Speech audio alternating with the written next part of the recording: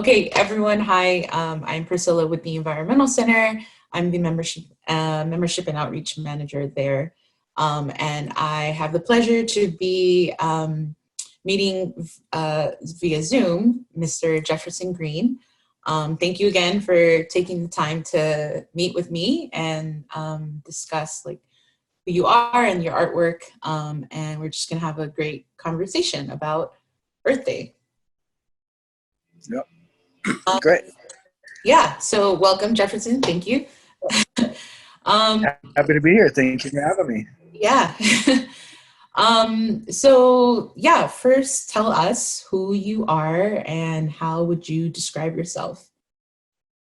Yeah, my native name is Iso. Good afternoon. Jefferson Greene, and other people call me Jefferson. Táxshpash.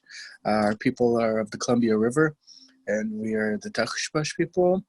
And I'm very happy to be here, and I'm a visual artist, and I work in different mediums. And for art piece that we're going to be talking about today is a 4x8 foot panel that's done with acrylics on plyboard. So. Awesome, thank you. So yeah, I'll just jump right in. What drew you to art? Like, what inspired you to want to become an artist? Or yeah, when did you know that art was a calling of yours? I really am not too quite sure, but I've, like a lot of kids, we draw stick figures as children, and I had a thing for drawing eagle feathers, and I've been drawing them since I was a really little kid, and I would put them into different formations to resemble regalia of the Columbia River Indians, where I'm from. And one day our fire department asked for all the youth in the community to participate in an art contest, and what does a healthy community look like? And I ended up winning that art contest, and I was like in 6th grade, and I think from then on people identified me as an artist, and that encouraged me to keep on trying different things. And so and I just really loved working with colors and trying out different, and I used to love to draw animals and deer and elk for years, and horses, and eventually I met other artists when I moved to Portland as an adult, and I really wasn't into painting. I was just a sketch artist, and some friends said that if you ever wanted to be serious, that painting is where the money was, and if you can get good at that, like, you could probably do okay. So I was a broke college student and could only afford 2 colors, black and white. So my first paintings were black and white, and that just blossomed into doing all kinds of different paintings and murals. And then I even got into blowing a little bit of glass and weaving and a little bit of carving. And this project was really inspirational for myself because it gave me the opportunity to look back and see where have we been since 1970, and how do you depict today in a piece of art. And so when you look at the world and all the mechanisms that allow for our world to function, a lot of it is really damaging to the earth. But we still have Earth Day, and the earth has continued to just deteriorate slowly since 1970. And I just wanted to show that in the artwork, that I appreciate that we have Earth Day, but it seems like we're not really working together as a society sometimes in different industries, and there's been so many different technologies that have been developed, and also technologies that have been attacked that were good for the environment. And to also witness, like, now how air quality has gotten better since so many people are indoors, and some countries are seeing blue skies for the first time. And I just hope that we take a look at that as a species and as a race, to just see what are the impacts of on the earth that we are continuing to contribute to, and how can we come out of quarantine, lockdown, and social distancing? How can we come out of this with the earth in mind, rather than just going back to earth, going back to business as usual? And that just seems awkward. And I think that we are going to go back to business as usual, because we're in an economic crisis as well, and a lot of job loss. And I really don't think the earth is going to be something we're going to put into priority number one. So it's going to be interesting. So that was my long answer as to why I do art. Yeah, so I like to just consider different aspects to a story to produce art, and yeah, so that's how my life and path in art has been. Yeah. No, that's great. I appreciate you sharing all that. You touched on so many things. It brings me to my next question. It's kind of like a two-part question of, is Earth Day something the indigenous culture does acknowledge? And if so, how? And if it's not, would you mind sharing how the lives of indigenous people are connected to the environment and to Earth? Yeah, absolutely. There's a lot of practices that are embedded into our culture already. And there's been a few Earth Days that our tribe has done community-wide cleanups, river cleanup we did last year.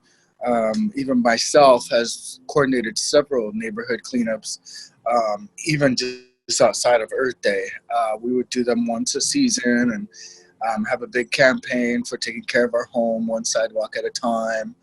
And our tribe also had a huge recycling project for many years, and that's a whole other story. And so on a smaller scale, we still harvest a lot of our traditional plants and foods and medicines, as well as game, large and small game, and how we give back to those environments. For instance, like our peelings go back to the root fields, the bark goes back to the forests. We don't take all of the berries on any bush or tree because we believe that other organisms and species are relying on those resources. And we also sing to the plants year round. We sing to the environments. And when we also harvest game, we think of other species that rely on some of that game. And so we will leave some of that in the forest or in the waters if it's fish, because it contributes to what we call anakanisha, which is like a sacred circle of life. It all is connected. And so we have always been thinking generation to generation, like our grandchildren's grandchildren should experience our environments as we have. And so since time immemorial, which is our creation story, we have continued to realize that all of our seasons are connected. And for us to survive season to season, we have to have these resources, and we have to honor and take care of these resources. And so that's embedded into our culture. And so we have feasts on the Columbia Plateau that honor our four-legged, our animals in the water, our plants, and all of our medicines. So we still do that. And thankfully, we do still have a lot of participation throughout the Columbia Plateau while our language, unfortunately, is passing. There's only 60 of us that speak the language. And the language teaches us how to speak as well to the environment. And there's dialogue that we use for plants, and we have dialogue for ceremonies, and we have casual conversational dialogue.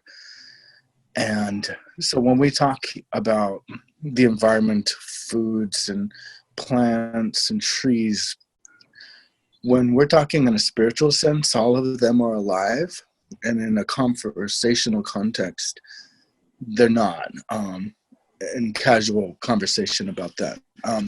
But whenever we're talking about, like I was saying, Anakanisha, that refers to it being alive and well and connected to the next season and to the next generation.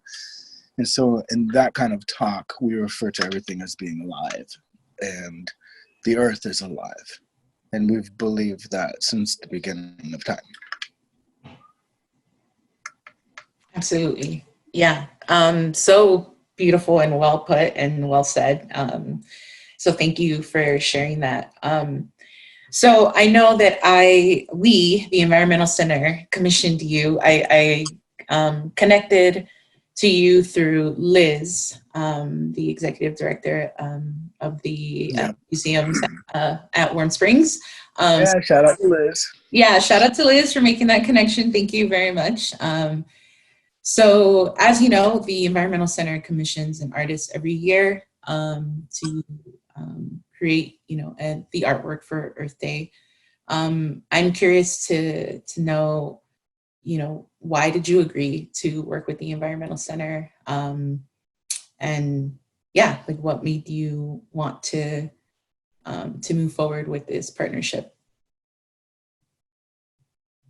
Yeah, I had a couple of meetings in previous years that were held at the Environmental Center, and I just loved walking around the facility and seeing all the other organizations that utilize the facility and the gardening program, and I see their connection to other nonprofits that I'm associated to, and everything that I've always seen the center produce has always been so positive and inviting, and I love the youth programs. And so I just thought it was really important for me as an artist, but also just as a community member to associate with the center and appreciate the programming going forward. Awesome. Yeah. And again, the Environmental Center, we are so grateful for you and your artwork. And I was wondering if you wouldn't mind giving us a tour or walk us through the art. I also have the art piece on my phone, even though it doesn't do it justice, because I'm sure it's as like, if it's anything like what it looks like on your phone, I can't even imagine what it looks like in person. But if you do have the artwork with you, it would be great if maybe you could give us like a walkthrough of the different elements. And oh wow, look at you. Yeah, so if you wouldn't mind just kind of walking us through your painting. Yeah, absolutely. Let me go ahead and grab a few different shots and Sure. See what I can share here. And because as I sent to you, there was several different details within it. Mm-hmm. I think I have 14 pictures that I'll show. So there's this one of the pipeline. So they're not in any particular order. This pipeline comes out from underneath the ground of what looks to be the top of the A. And what it is, maybe I should show even the first one of where the entire piece is. Like, this is the full piece. And digitally, I added some more details to the bottom. But as you can see, well, you may or may not be able to see that it says Earth. There's an E coming off the left side, and the beginning of the E, and then the A, and then the R, and then the T and the H. And so it's going to take a little bit of imagination to see more of the piece. And so what I did then was I wanted the Earth to move just as it does naturally, but also unnaturally. where we have so many different fractionated pieces of the earth all over the earth. And there's such a major sense of ownership throughout the earth and territories and continents, you name it. And so we've just had this mentality to just own the earth, control the earth and everything that is wild about it. And culturally and tribally, that is like so different than where we come from. But here is a picture of the dam.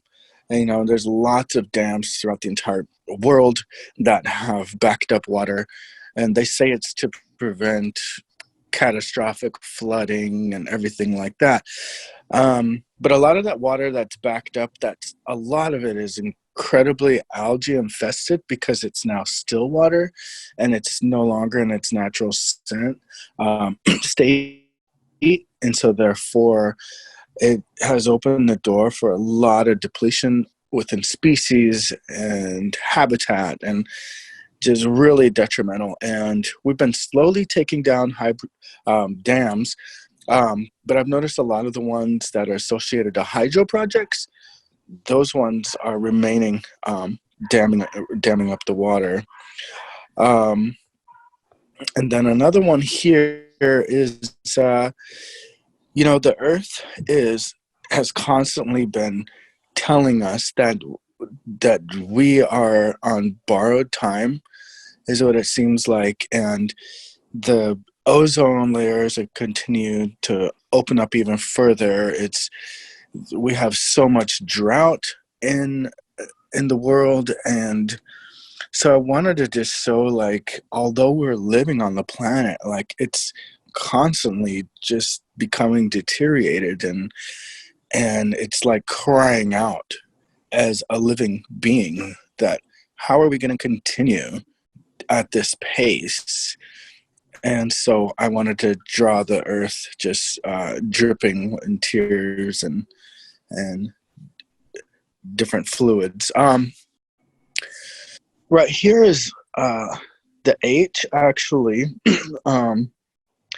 It's a little bit of it. And so as you can see close, there's a forest fire on top of that cliff, and below it's still falling apart beneath and underground, and there's a little bit of lava, and there's smoke coming out from the forest fire, obviously. And then as you can see, there's just burnt standing trees there.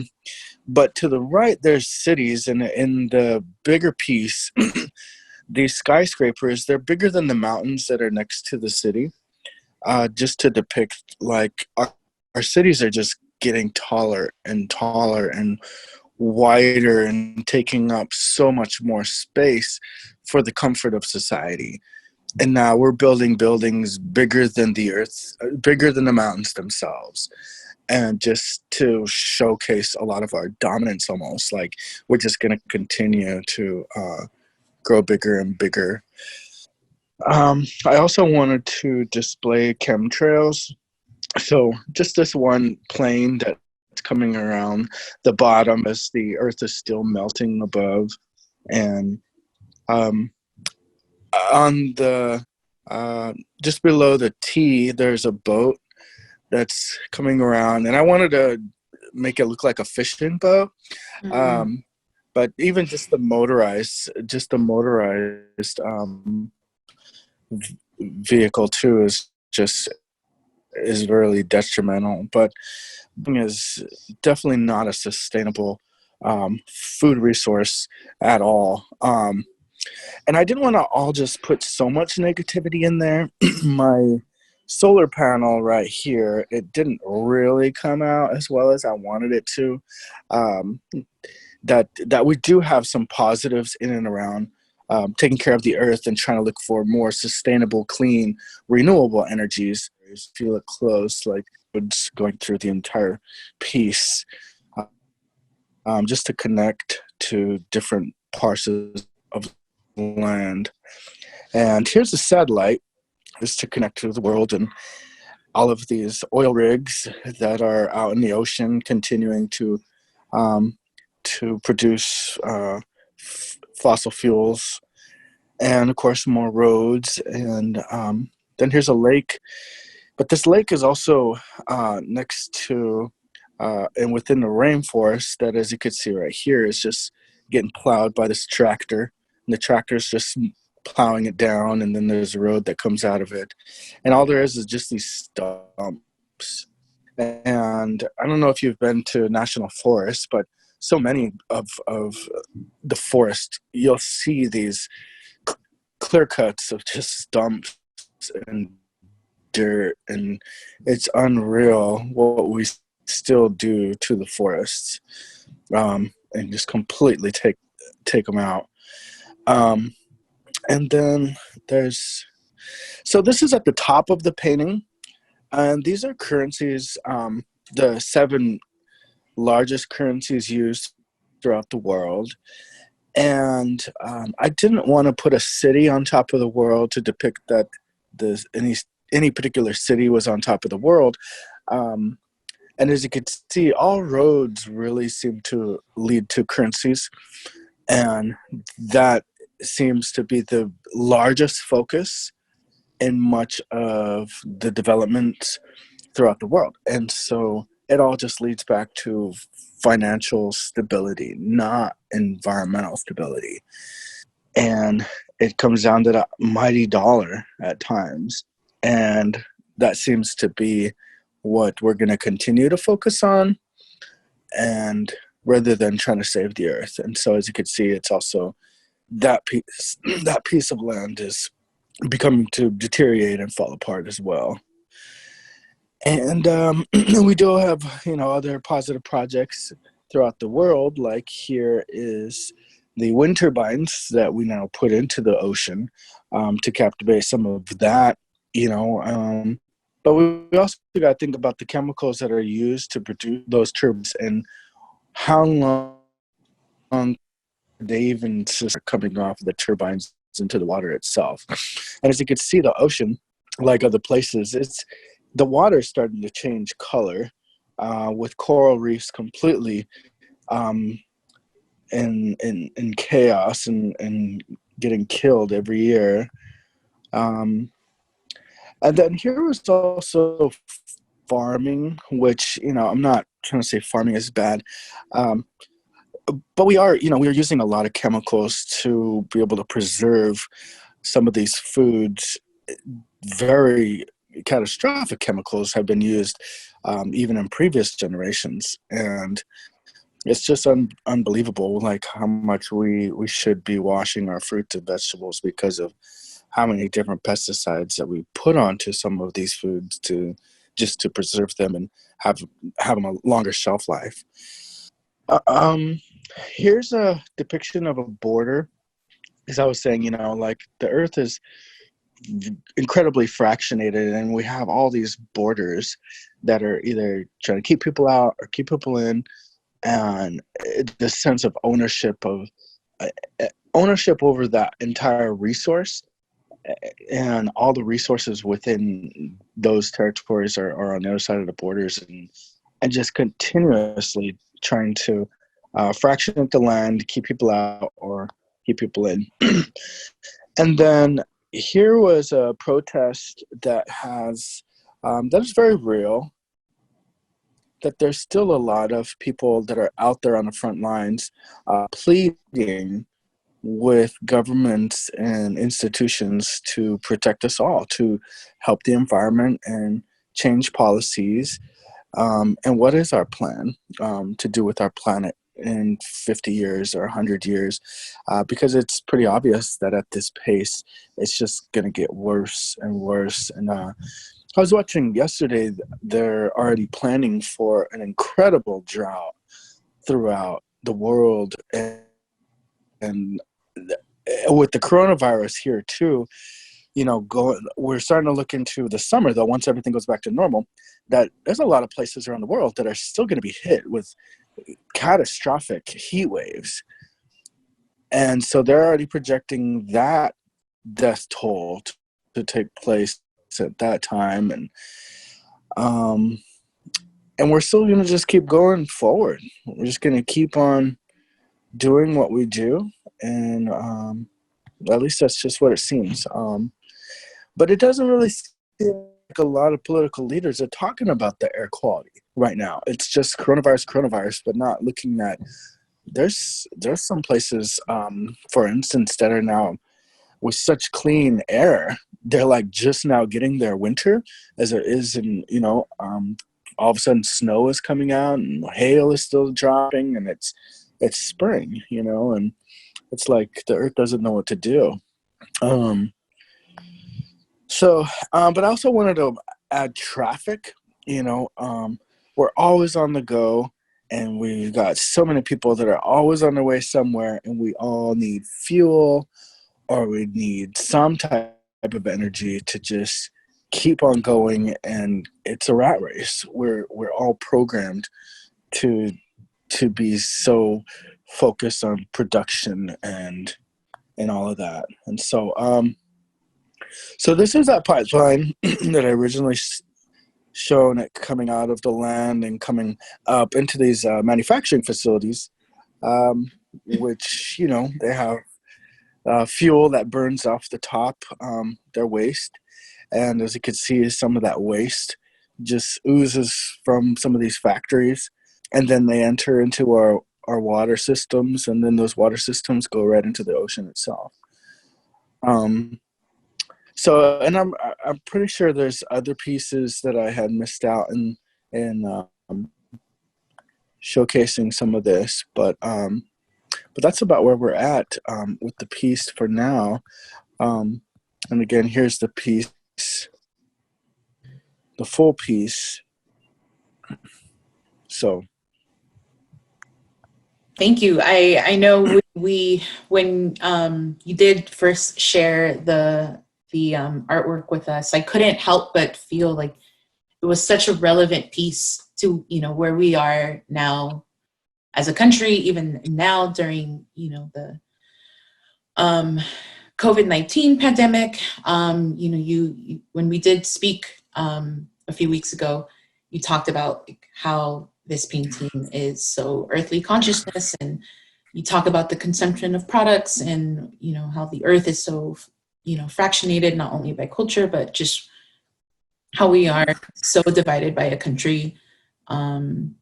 And there's just so much going on, and we, never really focus on the earth. And it seems like now we're forced to, and, and I really like how you said, you are stating it like it is. So I really appreciate you diving into that. And so that's kind of like how my personal, everyone's interpretation of art is different, but I just couldn't help but feel like, wow, this is just so relevant now. And I remember when we first were trying to, discuss whether we were going to move forward with Earth Day, and you were like, no, I'm in it. We're gonna do it, and we're gonna move forward. And just to see the beauty that came out of it is just thank you. Thank you. Yeah. What I also wanted to say too was, sometimes I feel like Earth Day is clumped into all of these different holidays. Like, all right, we'll just do Mother's Day, and it's once a year. There's Father's Day, it's once a year. There's Christmas, now it's Earth Day, and that's once a year. And it gives us the opportunity to just kind of check it off. Like, okay, we've thought of the Earth on Earth Day. We thought of veterans on Veterans Day. Let's go back to the rat race, and when are we going to start producing some really excellent results on what if Earth Day was a week, or what if, I just don't want it to be like that, that we think of the Earth on one day of the year. And I know a lot of people, I appreciate that a lot of people don't just think of it on Earth Day, but there's also a lot of people that do, that think, we already did Earth Day. If we were going to clean the environment, we should have did it on Earth Day. If we're going to do a neighborhood cleanup, we should do it on Earth Day. And then we'll go back to living, right? So. Yeah, no, you're absolutely right. And I definitely share the same sentiment. We should be stewards of the land all day, every day, in any way that we can, with our food choices, with consumption. We should always, I truly believe we should always be earthly consciousness in our everyday life, and we can do better. So you touched on this when you gave us a tour of the painting. You know, my personal take is like a plethora of environmental issues face our region: global warming, climate change, plastic pollution, rising sea levels, unsustainable commercial fishing practices, deforestation, mining, et cetera, et cetera. The list goes on. And the visibility of these issues have been assisted greatly by environmental movements. But what I feel is often missing from the picture is a connection to the people. While the call to protect our planet is important, what of the indigenous peoples, cultures, and languages that are also under threat? Okay, so when global warming started speeding up, we definitely noticed it in our homelands because it's heavily forested and also grass. And where every year we'd have like the largest forest fires throughout the Columbia Plateau, our homelands. And so over the years, a lot of that has burned so hot that it's taking much longer for some of those habitats to come back. And we still see the remnants of fires from the 90s and at the turn of the century. And so a lot of those animals like the elk and the deer and cougars and all of those have had to find new habitats, making our homelands not quite productive in being good hunting grounds. With the hydro projects throughout the Columbia River, we also have had incredible depletion of salmon numbers migrating into the Pacific Ocean. So we do have plants and medicines that unfortunately are growing in have a shorter lifespan. So they used to have like 4 to 5 weeks, and now they only have 2 weeks. And we used to also have a certain feast in March, but now that feast is in April. And so it's changed even our ceremonies that we used to do on the third moon of the year and fourth moon and all of those ones. One of these feasts that have always been in August is now done in July because of climate change and global warming. And so there's those aspects as well. And a lot of our lakes and rivers are starting to become warm, which is producing more algae, which then impacts our trout that don't migrate to the ocean. But now those numbers are starting to decrease. So that's, there's several more issues that we can continue on. But yeah, it's certainly impacting our ceremonies. And so. Well, thank you again for sharing that. I'm almost to my last couple questions, but I would like to ask, what is your hope for the future? Do you have hope that we as a people will accept responsibility and take action to work toward a better future? Yeah, absolutely. I have a lot of hope. I think, in reality that it's going to take a changing of lifestyles. What I found was kind of interesting is my mother and her siblings, the way that they had grown up, they only had a certain amount of water that they could use to get clean with, and they all still shower and bathe that way to preserve. I mean, or in Eugene, they have a no idle of your vehicle, and so you can't leave your car just running for significant amounts of times. And I believe that all of that contributes. I just don't know that everyone's participating, and that's what it's got to really come down to, is us realizing the way we live and how we consume resources. For instance, in a lot of places, and stay clean, be clean, and consume up a lot of water. And I don't know that the education was really out there about how to stay clean while preserving water.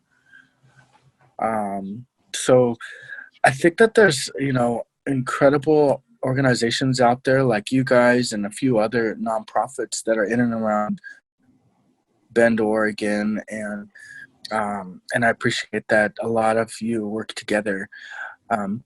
Well, at the same time, I feel like we should also have larger marketing campaigns in and around lifestyle and environmental consciousness, so that Earth Day is not just one day of the year. Yeah, absolutely.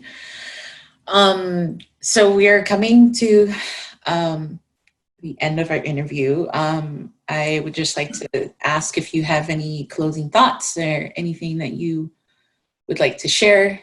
Floor is yours. Well, I just really appreciate being able to be a part of the project and being able to express in this way. And I was really glad that I didn't come off offensive by painting what I did, because when do we get a reality check? In 50 years or 100 years? And when do we start realizing, like, wow, we've had Earth Day for 50 years, and have we changed in taking care of our home and our planet? Have we?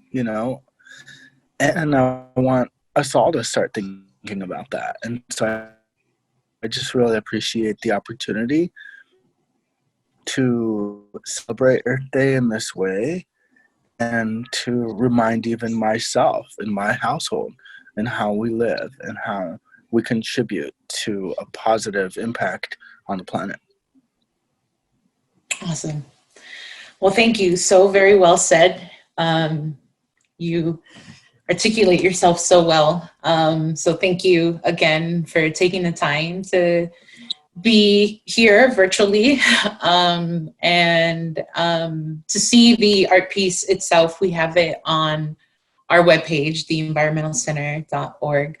And I would hope one day in the future, once this is all calmed down and pass and it's safe, I would love to be able to see it in person, because I'm sure it's something to really appreciate. But yeah, in the meantime, you can see it on our webpage and on our Facebook and Instagram. So we'll definitely be promoting it, and hopefully maybe in the future we can feature it at the Environmental Center and people can come take a look at it in person. Yeah. Again, thank you, Jefferson, for being here. And yeah, we hope to see more of you and your representation and your artwork in our community. Okay. Thank you for having me. It's been an honor.